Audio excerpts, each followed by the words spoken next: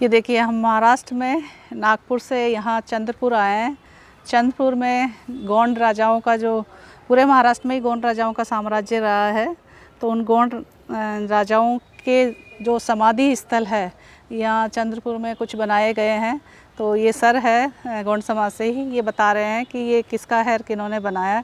तो सर थोड़ा परिचय दीजिए कि ये समाधि स्थल किसने बनाया और किसके लिए बनाया। ये जो समाधि स्थल बनाया है जी, यहाँ की रानी हिराई जी, अपने राजा के स्मरणार्थ जी, राजा हिरशाह की समाधि बनाई है। जी, जी, उसके बाद में जो बाजू में दिखाई दे रही है जी। तो उनके पूर्वजों की है।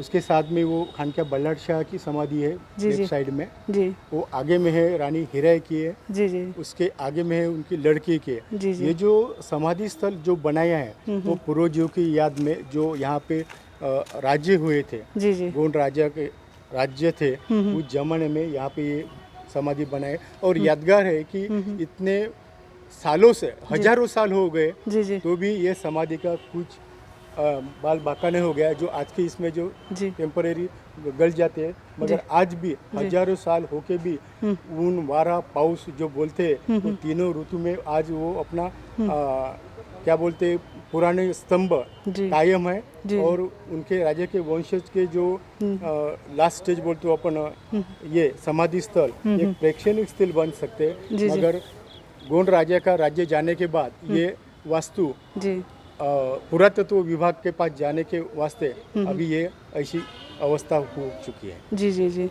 तो ये मतलब गोंड राजा रहे हैं, उनकी रानी थी रानी हिराई, उन्होंने अपने पति के याद में ये समाधि स्थल बनाया। मतलब एक आदिवासी महिला नारी ने अपने पति की स्मृति को याद कर बनाने के लिए, ऐतिहासिक एक स्मृति के लिए और सांस्कृतिक स्मृति के लिए और अपने पुरखों की जो परंपरा है, पूर्वजों को मानने की, प्रकृति और पूर्वजों को मानने की, उस परंपरा को सदियों से मतलब उसको शाश्वत रखने के लिए ये स्मृति स्थल बनाया होना, और जो आदिवासी समाज में आज भी जीवंत है। आज भी जीवंत है और वो रीति रिवाज परंपरा जी, इतने साल होके भी आज भी जीवंत रखी आज भी मानते हैं। जैसे समाधि स्थल बनते ही बनते हैं, जैसे ये भी बनी हुई है इस तरीके से। जी, और ये सब तरफ उन्हीं के परिवार के, उन्हीं के वंशज के आत्राम घराने के पूरे गोंड राजाओं के समाधि स्थल यहाँ पे बने। जी, जी, जी। और दूसरी बात यहाँ पे धार्मिक स्थल जी, महाकाली मंदिर, जी, दाई काली पेंठाना बोलते हैं अपने गोंडी भाषा में, जी, जी, वो जी। भी रानी हिराई ने बनाया है। अच्छा, जो दाई काली कंकाली का पेंठाना है या काली माता का जो मंदिर बताया, वो रानी हिराई ने ही बनाया। और ये सामने देखिए, ये रानी हिराई की समाधि स्थल है, जो उनके बाद के पूर्वजों ने उनकी स्मृति को बनाए रखने के लिए बनाया है। और इन्हीं रानी ने मतलब यहाँ की जो मातृशक्ति है या आदिवासियों में जो मातृशक्ति को मानने की परंपरा है सदियों की, उस मातृशक्ति को सर्वमान्य बनाते हुए काली कंकाली दाई का जो मंदिर स्थापित किया है, वो आदिवासी परंपरा की एक अनमोल विरासत है। जी, ये देखिए सब तरफ देखिए, मतलब गोंड राजा जी जो एक पीढ़ी के बाद दूसरी पीढ़ी जैसे जैसे वो शहीद होते गए, तो उनके समाधि स्थल बनाए गए हैं यहाँ पे। ये चंद्रपुर नाम की जगह है और चंद्रपुर में ही ये स्थित है। तो आप देखिए, ऐतिहासिक और सांस्कृतिक विरासत आदिवासी समाज की जो पूरे भारत में आपको एक अद्भुत अनुभव का एहसास देगी और पुरखों और प्रकृति से बिल्कुल साक्षात्कार करवाएगी, जो किसी अन्य व्यवस्था में आपको देखने को नहीं मिलेगा। क्योंकि आदिवासी इस जल जंगल ज़मीन और इस धरती पर ही वर्तमान जीवन के साथ जीना चाहते हैं और इसी को शाश्वत मानते हैं। और यही सत्य है कि वो जल जंगल ज़मीन और प्रकृति के साथ और पुरखों को अपने साथ सदा बनाए रखने के लिए, उनकी यादों को सजोए रखने के लिए इस तरीके के स्मृति चिन्ह या समाधि स्थल बनाते हैं और उनको अपने साथ ही रखते हैं। और पत्थलगड़ी इसी का एक उदाहरण है। और आदिवासी एरियो में आप जहाँ कहीं भी जाएंगे तो जो पत्थलगड़ी के रूप में जो अवशेष हैं, मतलब अपनी आर्थिक स्थिति के आधार पर वो जैसा बना सकते हैं स्थल याद में, वो उस तरीके से बनाए, चाहे वो इस तरीके से इमारत बनाए सुंदर, या इस तरीके से ये बनाए, या फिर एक पत्थर लगा के बनाए,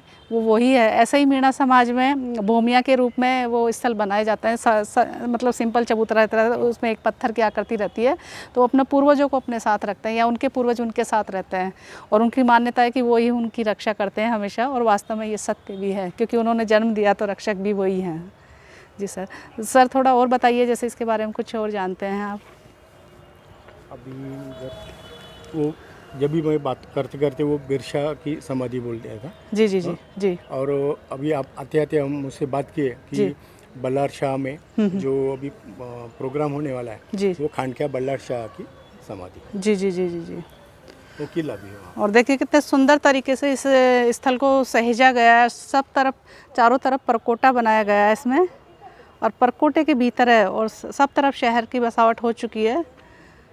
तो प्रशासन और समाज के सुधीजनों से एक अपील और उम्मीद की जा सकती है कि वो इस ऐतिहासिक और सांस्कृतिक महत्व की धरोहर को संरक्षित करे, क्योंकि ये अभी मतलब अपने मूलभूत रूप में है, लेकिन इनका रखरखाव किया जाएगा तो ये आने वाली पीढ़ियों के लिए और आने वाले इतिहास के लिए एक अनमोल विरासत रहेगी हमेशा के लिए। तो इसके रखरखाव पर ध्यान दिया जाना चाहिए। देखिए ये पत्थर निकलने लगे, चटकने लगे इस तरीके से, और इनके ये थोड़ा निकलने लग गया तो इसकी मतलब जीर्णोद्धार किया जाना चाहिए। इसके संरक्षण के लिए और उचित व्यवस्था की जानी चाहिए ताकि ऐसी अनमोल विरासत को सहेजा जा सके। जी बहुत बहुत शुक्रिया सर, आपने बहुत महत्वपूर्ण जानकारी बताई हमें। और आतराम जो गोंड समाज के जो हमारे जो वर्चस्ववादी जो शासक रहे हैं, जो राजा और जो रानियां रहे हैं, उनके इतिहास से और सांस्कृतिक धरोहर से रूबरू करवाया आपने। बहुत बहुत शुक्रिया। ये देखिए ये समाधि स्थल।